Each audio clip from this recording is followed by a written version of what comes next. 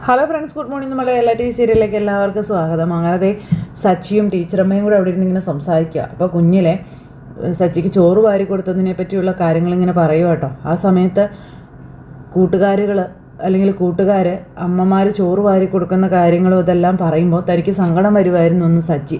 കാരണം തൻ്റെ അമ്മ തനിക്ക് ചോറ് വാരി തന്നിട്ടില്ലല്ലോ. അപ്പോൾ ആ ഒരു സങ്കടം സച്ചി ഇരുന്ന് പറയുക.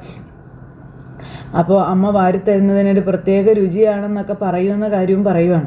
അപ്പോൾ ഇതൊക്കെ കേട്ടപ്പോൾ ഇവർക്ക് എല്ലാവർക്കും സങ്കടമായി. അപ്പോൾ ആ രുചി അറിയാൻ എനിക്കും തോന്നിയിട്ടൊക്കെ ഉണ്ടെന്ന് നമ്മുടെ സച്ചി പറയുക കരഞ്ഞുകൊണ്ട്. പക്ഷേ അന്ന് വരെ ഞാനത് അറിഞ്ഞിട്ടുണ്ടായിരുന്നില്ല എന്ന് പറഞ്ഞപ്പോഴത്തേക്ക് രേവതിക്ക് സങ്കടം വന്നു. രേവതി ഇരുന്ന് ഇങ്ങനെ കരയുക കേട്ടോ. അപ്പോൾ സുധി ഇങ്ങനെ ഒന്നും അല്ലാത്തതുപോലെ ഇരിക്കുക. ഒരമ്മ വാരി തരുന്നതിൻ്റെ രുചി ഞാൻ അറിഞ്ഞത് എൻ്റെ ടീച്ചറമ്മ എനിക്ക് വാരി തന്നപ്പോഴാണെന്ന കാര്യം സച്ചി ഇങ്ങനെ പറയുക കേട്ടോ. ചന്ദ്രയ്ക്ക് അതൊക്കെ ഭയങ്കര എന്തോ ഒരു ഇതുപോലെ. അപ്പോൾ രവിയേട്ടനും ഇതൊക്കെ കേട്ട് സങ്കടം വരും. രവിയേട്ടനും ഇരുന്ന് കരയുവാണ്. അപ്പോൾ അതിൻ്റെ പിറകിലുള്ള വലിയ സത്യം എന്താണെന്ന് ഇതുവരെ ആരും പറയുന്നുമില്ല. പിന്നെ ഇന്ന് നമ്മുടെ ടീച്ചറമ്മ സച്ചിക്ക് വാരി കൊടുക്കുന്നു എല്ലാവരുടെയും മുന്നിൽ വെച്ച്. അപ്പം അച്ചമ്മയ്ക്കും സങ്കടമായി. അപ്പോഴത്തേക്കും നമ്മുടെ സച്ചി ഒരൊറ്റ കരച്ചിലായിരുന്നു. എടാ മോനെ, അയ്യേ നീ എന്തിനാ ഇങ്ങനെ കരയുന്നേ എന്നും ചോദിച്ചുകൊണ്ടിങ്ങനെ. അപ്പോഴത്തേക്ക് രവിയേട്ടനൊക്കെ സങ്കടം സഹിക്കാൻ മേലാതെ ഭയങ്കര കരച്ചിൽ. അപ്പോൾ ഭണ്ടുവിന് ഇങ്ങനെ തന്നെയാണ്, ചെറിയൊരു കാരണം മതിയായിരുന്നു കരയാനായിട്ട്, ഇപ്പോഴും മാറിയിട്ടില്ലല്ലേ എന്നും ചോദിച്ചു നമ്മുടെ ടീച്ചറമ്മയെ. അപ്പോഴത്തേക്കും അച്ചമ്മയ്ക്ക് സങ്കടം വന്നു. അങ്ങനെ അയ്യയ്യേ നാണക്കേട് അവരെല്ലാം കണ്ടു, പോത്ത് പോലെ വളർന്നു, എന്നിട്ട് കരയുന്നത് കണ്ടില്ലേ, എടാ കരയാതെടാ എന്നും പറഞ്ഞ് ടീച്ചറമ്മ ഇങ്ങനെ സമാധാനിപ്പിക്കാം. ഒരു നിമിഷം ഞാൻ പഴയതെന്തൊക്കെയോ ഓർത്തു പോയി ടീച്ചറെ എന്ന് സച്ചി എന്നേരം അവിടെ ഇരുന്ന് ഇങ്ങനെ പറയാം കേട്ടോ. അന്ന് എനിക്ക് ടീച്ചറ് ഭക്ഷണം മാത്രമല്ല തന്നത്, ഒരമ്മയുടെ സ്നേഹം കൂടിയാണ്, സ്നേഹിക്കാൻ ആരൊക്കെയോ ഉണ്ടെന്നുള്ളൊരു വിശ്വാസം കൂടിയാണെന്ന് ഇങ്ങനെ പറയുമ്പോൾ മോനെ, ആ സ്നേഹം എനിക്ക് ഇപ്പോഴും നിന്നോടുണ്ടടാ, എന്നും അതുണ്ടാകുവാടാ എന്ന് ടീച്ചറമ്മ ഇങ്ങനെ പറയാം കേട്ടോ. അപ്പോഴത്തേക്കും നമ്മുടെ രേവതി ഇങ്ങനെ തലയാട്ടുന്നു. ഹലോ, ഇതുപോലൊരു മോനെ കിട്ടിയ നിങ്ങൾ ഭാഗ്യവതിയാ രവീന്ദ്രനും എന്ന് നമ്മുടെ ടീച്ചറമ്മ. അപ്പോൾ എന്നും പറഞ്ഞുകൊണ്ട് നമ്മുടെ രവിയേട്ടൻ കണ്ണൊക്കെ തുടച്ച് അങ്ങനെ ഇരിക്കുന്നു. ചന്ദ്രമതിക്ക് പ്രത്യേകിച്ച് ഊസലും കാര്യങ്ങളൊന്നും ഇല്ല. പിന്നെ ടീച്ചർ ഇങ്ങനെ നമ്മുടെ സച്ചിക്ക് വാരി കൊടുക്കുന്നു. അങ്ങനെ സച്ചി ടീച്ചറമ്മ വാരി കൊടുക്കുന്ന മേടിച്ച് കഴിച്ചുകൊണ്ടും ഇരിക്കുന്നു. ടീച്ചറമ്മയ്ക്കും കരച്ചിൽ വരിക. ഈ ഓണം എൻ്റെ ജീവിതത്തിൽ ഞാൻ ഒരിക്കലും മറക്കില്ല എന്ന് ടീച്ചറമ്മ അന്നേരം അവിടെ ഇരുന്ന് ഇങ്ങനെ പറഞ്ഞു കേട്ടോ. അപ്പോൾ ഞാനും മറക്കില്ല എന്ന് നമ്മുടെ സച്ചിയും പറഞ്ഞു. അപ്പോൾ ഇതിനു മുൻപ് ഓണത്തിനൊന്നും മാത്രമല്ല, എൻ്റെ ജീവിതത്തിൽ ഇത്രയും വിലപ്പെട്ട സമ്മാനം എനിക്ക് കിട്ടിയിട്ടേ ഇല്ല എന്ന് നമ്മുടെ സച്ചി പറയും കേട്ടോ. ആരും അങ്ങനെ ഒരു സമ്മാനം എനിക്ക് തന്നിട്ടും ഇല്ല എന്ന് നമ്മുടെ സച്ചി അന്നേരം അവിടെ നിന്ന് ഇങ്ങനെ പറഞ്ഞു. അപ്പോൾ എൻ്റെ പൊന്നും മോനെ, എനിക്ക് നിന്നെ ഒന്ന് കാണാൻ പറ്റിയല്ലോടാ, അതാണ് എനിക്ക് കിട്ടിയ ഏറ്റവും വലിയ സന്തോഷം. ഈ സ്നേഹം അത് മാത്രം മതി എനിക്ക് എന്ന് നമ്മുടെ ടീച്ചറമ്മ പറയാം. അപ്പോൾ രവിയേട്ടനൊക്കെ ഭയങ്കര സങ്കടം രേവതിക്കും. അപ്പോൾ ആ അമ്മയുടെയും മകൻ്റെ ഈ സ്നേഹം കണ്ട് ഇവരൊക്കെ അന്തം വിട്ടിരിക്കുക. അത് കഴിഞ്ഞ് തന്നെ ടീച്ചറെ കൊണ്ടാക്കാനായിട്ട് സച്ചി പോകാൻ തുടങ്ങുന്നു. അപ്പോഴത്തേക്ക് രേവതി പറഞ്ഞു ഞാനും കൂടെ വരാമെന്ന്. അങ്ങനെ അവർ ടീച്ചറിനെ കൊണ്ടാക്കാനായിട്ട് ഇങ്ങനെ പോവാട്ടോ. അങ്ങനെ അവരങ്ങ് പോയി കഴിഞ്ഞപ്പം ഇവരെല്ലാവരുമാണ് നിൽക്കുന്നത്, സുധി, ശ്രീകാന്ത്, വർഷ അല്ലേ. അപ്പോൾ എനിക്കിപ്പോൾ അഭിമാനം തോന്നുക, സച്ചേട്ടൻ്റെ അനിയത്തി ആയതിലെന്ന് നമ്മുടെ വർഷ അന്നേരം പറഞ്ഞു അവിടെ നിന്ന്. ആ സമയത്ത് നമ്മുടെ രവിയേട്ടനും ഭയങ്കര സന്തോഷം. പിന്നെ പറഞ്ഞുകൊണ്ട് ചന്ദ്ര ഇങ്ങനെ അവിടെ നിൽക്കുക സുധിയെ നോക്കിക്കൊണ്ട്. ചന്ദ്രയ്ക്ക് അതൊക്കെ എന്തോ ഒരു പരിഹാസം പോലെയാണ്. സമയത്ത് രേവതി വണ്ടിയിലിരുന്ന് ഇങ്ങനെ ആലോചിക്കുക, ടീച്ചറോട് ഞാനത് ചോദിച്ചാലോ, ടീച്ചർ അതെന്നോട് പറയുമായിരിക്കുമോ, അതേ പറയില്ലായിരിക്കുമോ, അങ്ങനെയൊക്കെ ചിന്തിക്കുക നമ്മുടെ രേവതി. അങ്ങനെ രേവതിയാണെന്നുണ്ടെങ്കിൽ ഇങ്ങനെ ടീച്ചറെ എന്നും പറഞ്ഞ് വിളിച്ചു. അപ്പോൾ ടീച്ചർ ഇങ്ങനെ തിരിഞ്ഞു നോക്കി. അതെന്താ സംഭവിച്ചേ എന്ന് രേവതി ചോദിക്കുക. അപ്പോഴത്തേക്കും സച്ചി ഇങ്ങനെ നോക്കുക. സച്ചേട്ടൻ്റെ ജീവിതത്തിൽ എന്ത് സംഭവവും മാറ്റിമറിച്ചത് അത്രയും മാത്രമേ എനിക്ക് അറിയുള്ളൂ, പക്ഷേ അതെന്താണെന്ന് എനിക്ക് അറിയില്ല എന്ന് രേവതി പറയാം കേട്ടോ. ആരും അതെന്നോടിട്ട് പറയുന്നുമില്ല എന്ന് രേവതി. അപ്പോൾ അത് കേട്ട് കഴിഞ്ഞപ്പോൾ സച്ചി ഇങ്ങനെ ടീച്ചറിനെ നോക്കുക. ടീച്ചർക്ക് അതിനെപ്പറ്റി നന്നായിട്ട് അറിയാമെന്ന് എനിക്കറിയാം, ടീച്ചർ പറ, എന്താണെങ്കിലും അതെനിക്ക് അറിഞ്ഞേ പറ്റുള്ളൂ ടീച്ചറെ എന്നും പറഞ്ഞുകൊണ്ട് നമ്മുടെ രേവതി വാശി പിടിക്കുക ടീച്ചറുടെ മുന്നിൽ. പറ ടീച്ചറെ എന്നും പറഞ്ഞു. പക്ഷേ ടീച്ചർ മിണ്ടുന്നില്ലേ, സച്ചിയും ഒന്നും മിണ്ടുന്നില്ല. അങ്ങനെ നമ്മുടെ രേവതിക്ക് സങ്കടം വരുന്നു. ടീച്ചറെ പ്ലീസ് ടീച്ചറെ ഒന്ന് പറ ടീച്ചറെ എന്നും പറഞ്ഞുകൊണ്ട് നിർബന്ധിക്കാം. ഞാൻ അദ്ദേഹത്തിൻ്റെ ഭാര്യയല്ലേ, ഞാനതൊക്കെ അറിയണ്ടേ എന്ന് രേവതി ഇങ്ങനെ ചോദിക്കുക ടീച്ചറോട്. പക്ഷെ അവരൊന്നും പറഞ്ഞില്ല കേട്ടോ. രേവതി കെഞ്ചി ചോദിക്കുക, ഞാൻ ഒന്നുകൂടി ടീച്ചറോട് ചോദിക്കാം, എൻ്റെ അടുത്ത് ഒന്ന് പറഞ്ഞോടെ ടീച്ചറേന്ന്. അപ്പോൾ മോനെ സച്ചി എന്നെ അവിടെ ഇറക്കിക്കോ എന്ന് ടീച്ചർ ഇങ്ങനെ സച്ചിയോട് പറയുന്നു. അപ്പോഴും പറയുന്നില്ല. ടീച്ചറെ ടീച്ചറെ എന്ന് പറഞ്ഞുകൊണ്ട് വിളിക്കുമ്പോൾ ടീച്ചറെ അല്ല അത് വേണ്ട മോനെ, ഇവിടെ അടുത്താ, ഞാൻ നടന്നു പോയിക്കോളാം എന്ന് പറഞ്ഞു. അങ്ങനെ അവർ രണ്ടുപേരും കൂടി വർത്തമാനം പറയുന്നു. രേവതി മൈൻഡ് ചെയ്യുന്നില്ല. അപ്പം ഞാൻ പോട്ടെ, ഇനിയിപ്പോൾ എന്തെങ്കിലും കണ്ടാൽ കണ്ടു എന്ന് ടീച്ചർ അന്നേരം മണ്ടി നിർത്തിക്കാൻ പറയാം. അപ്പോൾ ടീച്ചർ ഒന്ന് പറഞ്ഞിട്ട് പോ പ്ലീസ്.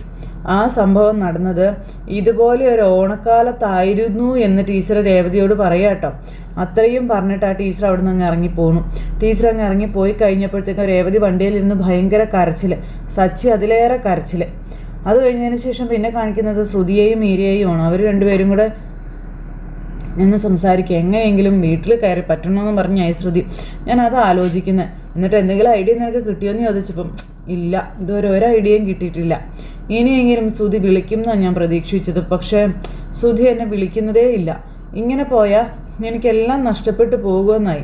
ഞാൻ ആഗ്രഹിച്ച് നേടിയ എൻ്റെ ജീവിതം പോലും ഇല്ലാണ്ടാകുമെന്ന് പറയുമ്പം ശ്രുതിക്ക് നിന്നോട് ഇഷ്ടക്കുറവൊന്നുമില്ല. അവൻ്റെ അമ്മയെ പേടിച്ചാൽ വിളിക്കാതിരിക്കുന്നതാ. അവൻ്റെ അമ്മ അറിയാൻ നീ അടുക്കുന്ന ചെന്ന് കാണ്, നീ എപ്പോഴെങ്കിലൊക്കെ ഒന്ന് വിളിക്കുക. ഇങ്ങനെ മാറി നിന്നാൽ എങ്ങനെ ശരിയാകുമെന്ന് ചോദിച്ചു. നീ അവൻ്റെ കൂടെ അല്ലാത്തതിൻ്റെ വിഷമം അവൻ എന്തായാലും കാണത്തില്ലേ. അവനെ കൂടുതൽ കാലം ഒന്നും പിടിച്ചു നിൽക്കാനായിട്ട് കഴിയില്ല. നീ അവനെ ഒന്ന് വിളിക്കുക. ഫോൺ എടുക്കുമോ ഇല്ലയോ എന്ന് അറിയാമല്ലോ, നീ ഒന്ന് വിളിക്കുക. ഫോൺ എടുത്താൽ നീ രക്ഷപ്പെട്ടു. കൂടെ വിളിച്ച് അവൻ്റെ മനസ്സ് മാറ്റാം. നീ ഒന്ന് വിളിക്കുക എന്നും പറഞ്ഞ് പിന്നെ നിർബന്ധിക്കാൻ തുടങ്ങി. അപ്പോൾ ശ്രുതി ഫോൺ എടുത്ത് ശ്രുതിയെ വിളിക്കാൻ നോക്കുക. അപ്പോൾ ശ്രുതിയുടെ ഫോണിലേക്ക് ശ്രുതിയുടെ കോള്. ഇത് കണ്ടപ്പോൾ അടുത്ത കള്ളത്തരം പറയാൻ വേണ്ടി വിളിക്കുന്നതായിരിക്കും അവള്.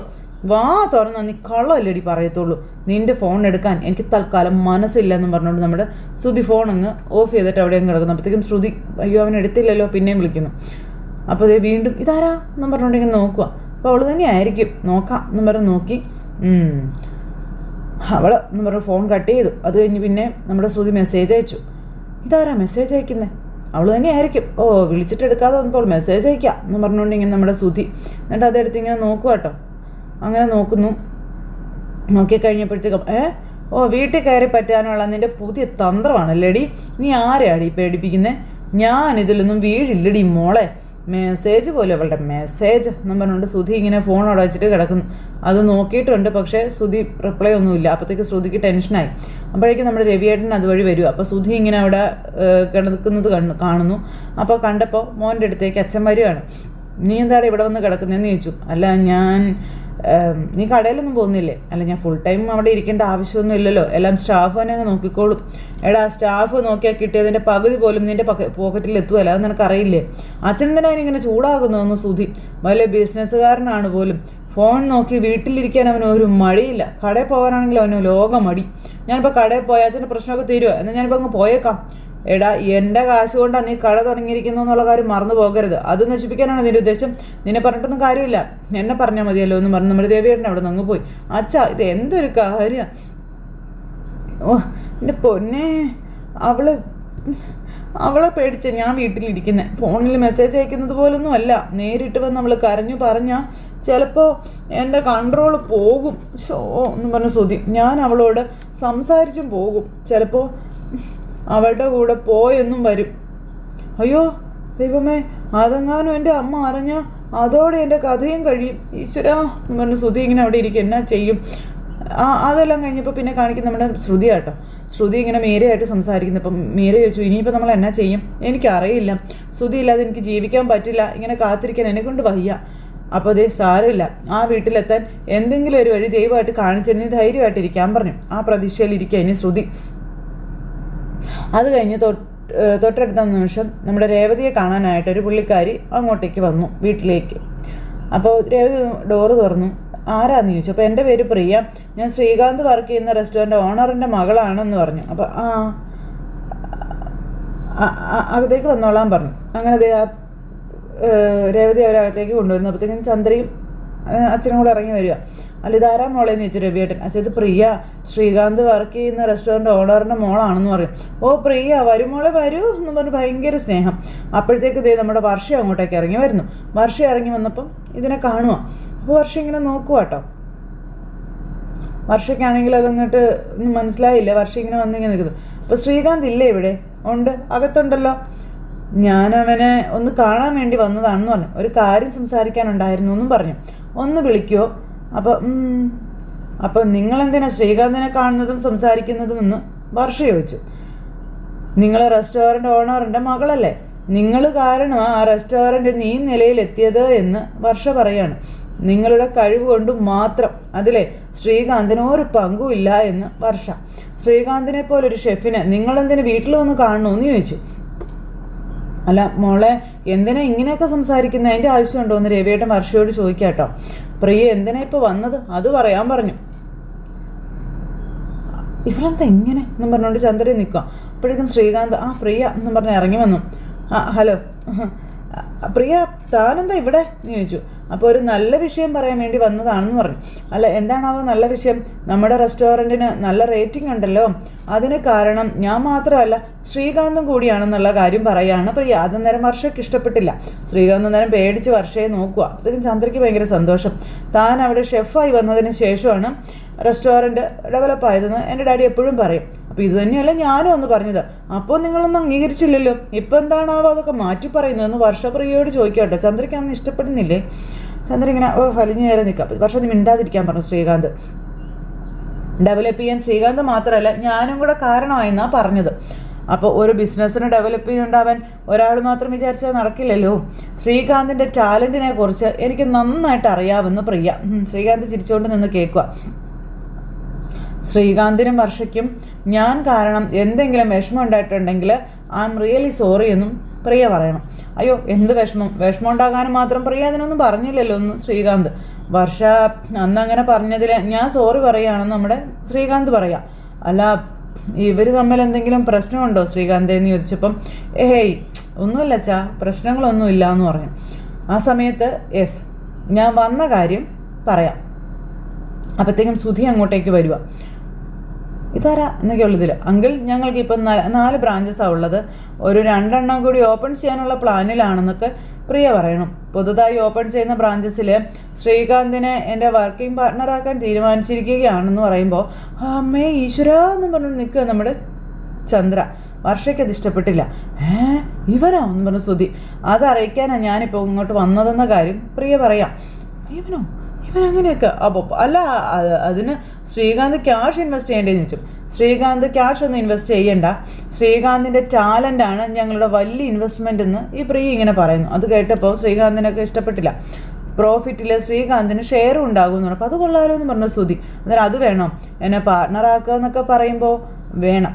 ഞാൻ വെറും വാക്ക് പറഞ്ഞതൊന്നും അല്ല കേട്ടോ, സൈൻ ചെയ്യാനുള്ള ഡോക്യുമെൻറ്റ്സുമായിട്ടാണ് ഞാൻ വന്നിരിക്കുന്നത് എന്ന് പ്രിയ. അത് കേട്ടപ്പം നമ്മുടെ വർഷം ഇങ്ങനെ നോക്കി നിൽക്കുക. അയ്യോ എന്ന് പറഞ്ഞുകൊണ്ട് ചന്ദ്ര ഇങ്ങനെ നിൽക്കുന്നു. അപ്പോൾ ദേ നമ്മുടെ പ്രിയ പറഞ്ഞത് കേട്ട് വർഷയ്ക്ക് ഇഷ്ടപ്പെട്ടില്ല. അങ്ങനെ ശ്രീകാന്തിനെ കൊണ്ട് അതിൽ സൈനും ചെയ്യിക്കുക പ്രിയയെ. അങ്ങനെ ശ്രീകാന്ത് സൈൻ ചെയ്ത് കൊടുത്തു. അപ്പോൾ ഇന്നു മുതൽ ശ്രീകാന്ത് ഞങ്ങളുടെ ബിസിനസ് പാർട്ട്ണർ കൂടിയാണെന്നൊക്കെ പറഞ്ഞുകൊണ്ട് പ്രിയ ഇങ്ങനെ നേരെ പറഞ്ഞു. ഓൾ ദി ബെസ്റ്റും പറഞ്ഞു പ്രിയ. അങ്ങനെ നമുക്ക് ഇന്ത്യയിൽ ഒരുപാട് ബ്രാഞ്ചസ് ഓപ്പൺ ചെയ്യണമെന്നൊക്കെ പറയാം. അപ്പോൾ അങ്ങനെയൊക്കെ പറയുമ്പോൾ ഈ ഒരു പ്രൊജക്റ്റിന് 1 കോടി വേണ്ടി വരുമോ എന്ന് ചോദിച്ചു ചന്ദ്ര. 1 കോടിയോ? ഇപ്പം തന്നെ 2-3 ബ്രാഞ്ചസിന് കൂടി 15 കോടിയാണ് ബഡ്ജറ്റ് എന്നുള്ള കാര്യം പ്രിയ. അയ്യോ 15 കോടിയോ എന്ന് ചോദിച്ചു ചന്ദ്ര നിൽക്കുക. ഇത്രയും കാശൊക്കെ മോൾക്ക് എവിടെ നിന്നാണ് ചോദിക്കുമ്പം അതിൻ്റെ ഡാഡി തരും. ഞാൻ ഇന്ന് 15 കോടി വേണമെന്ന് പറഞ്ഞാൽ നാളെ തരും. അപ്പോഴത്തേക്കും നമ്മുടെ പ്രിയ നൈസ് ഡാഡി എന്ന് പറഞ്ഞ സുധി നിൽക്കുക. നാളെ തരുമെന്നോ? അതെ. അപ്പോഴത്തേക്കും വർഷയ്ക്ക് ഒന്നും അങ്ങ് ഇഷ്ടപ്പെടുന്നില്ല കേട്ടോ. പ്രിയ എന്താ വിവാഹം കഴിക്കാത്തതെന്ന് ചോദിച്ചു. അപ്പോഴേക്കും ആദ്യം എൻ്റെ ഡ്രീം നടക്കട്ടെ എന്നിട്ട് വിവാഹം കഴിക്കാമെന്ന് നമ്മുടെ പ്രിയ ഇവരോട് പറഞ്ഞു. ചന്ദ്രയ്ക്ക് ചെറിയൊരു നോട്ടമുണ്ട് നമ്മുടെ പ്രിയയോട്. ഈ സമയത്ത് സുധി പെട്ടെന്ന് പ്രിയയെ കല്യാണം കഴിച്ച് നിൽക്കുന്ന ആ ഒരു സിറ്റുവേഷനൊക്കെ ഇങ്ങനെ സ്വപ്നം കണ്ടുകൊണ്ട് ഇങ്ങനെ നിൽക്കുക. അപ്പോഴത്തേക്കും ശ്രുതി പോയി. അയ്യോ ചന്ദ്രയ്ക്ക് അതിനേക്കാളും വലിയ സ്വപ്നം അവരിങ്ങനെ കല്യാണം കഴിച്ച് നിൽക്കുന്നത് ചന്ദ്രയും കാണുവാണ്. എന്താ സന്തോഷം. അപ്പോൾ ശ്രുതിയെ ഒഴിവാക്കിയിട്ട് ഇത് തന്നെ നടത്തണം എന്ന് പറഞ്ഞുകൊണ്ട് നമ്മുടെ ചന്ദ്രമതി ഇങ്ങനെ അവിടെ നിൽക്കുന്നു. അപ്പോൾ ആൻറ്റി എന്താ ആലോചിക്കുന്നു എന്ന് ചോദിച്ചു. ഒന്നുമില്ല മോളെ, ഞാൻ വെറുതെ മോളുടെ ആഗ്രഹം എന്തായാലും നടക്കും എന്നും പറഞ്ഞുകൊണ്ട് ഇങ്ങനെ. അപ്പോഴത്തേക്കും വർഷം ശരി എന്ന് ഞാൻ ഇറങ്ങാം കേട്ടോ എന്നും പറഞ്ഞുകൊണ്ട് പ്രിയ അവിടെ നിന്ന് പോയി. അപ്പോൾ പ്രിയ അങ്ങ് പോയി കഴിയുമ്പോൾ എന്ത് നല്ല കുട്ടിയെ മോനെ എന്ന് പറഞ്ഞു ചന്ദ്രൻ. നല്ല കുട്ടിയൊക്കെ തന്നെ, പണത്തിൻ്റെ അഹങ്കാരം ഉണ്ടെന്നേ ഉള്ളൂ എന്ന് പറഞ്ഞു വർഷ അവിടെ നിന്ന് അങ്ങോട്ടേക്ക് പോയി. വർഷ അങ്ങ് പോയപ്പം അതില്ലാത്ത ഇവളാണോടാ ഈ പറയുന്നതെന്ന് ചോദിച്ച് ചന്ദ്ര അകത്തേക്ക് കയറിപ്പോയി. അങ്ങനെ അച്ഛനും മോനും ഒക്കെ കൂടി ഇങ്ങനെ അവിടെ നിൽക്കുന്നു. എന്തായാലും ജീവിതം കരയ്ക്ക് പിടിച്ചു എന്നുള്ളൊരിതിൽ. പക്ഷേ വർഷയ്ക്ക് ഇഷ്ടപ്പെട്ടില്ല. വർഷയാണെന്നുണ്ടെങ്കിൽ ദേഷ്യപ്പെട്ട് ഇങ്ങനെ നിൽക്കുന്നു. അതിനുശേഷം ശ്രീകാന്ത് റൂമിലേക്ക് വന്നു കഴിഞ്ഞപ്പം നീ ഉണ്ടാക്കിയ ഫുഡായിരുന്നു അവിടുത്തെ സ്പെഷ്യൽ ഫുഡ്, ഇപ്പം അതില്ല, അതുകൊണ്ട് കസ്റ്റമേഴ്സ് വരാതെയായി, ആ കച്ചവടവും കുറഞ്ഞു, അതുകൊണ്ട് ബിസിനസ് അവർക്ക് തിരിച്ചു പിടിക്കണം, അതിനാ അവളിപ്പം നിന്നെ തേടി വന്നതും ഇങ്ങനൊരു നമ്പർ ഇറക്കിയതും എന്നുള്ള കാര്യം വർഷ ശ്രീകാന്തിനോട് പറഞ്ഞു വെക്കുന്നിടത്ത് ഇന്നത്തെ എപ്പിസോഡ് അവസാനിച്ചു. അപ്പോൾ എല്ലാവരും കാത്തിരുന്ന് കാണണം കേട്ടോ. എല്ലാവർക്കും നല്ലൊരു ദിവസം ആശംസിക്കുകയാണേ. ടാറ്റാ.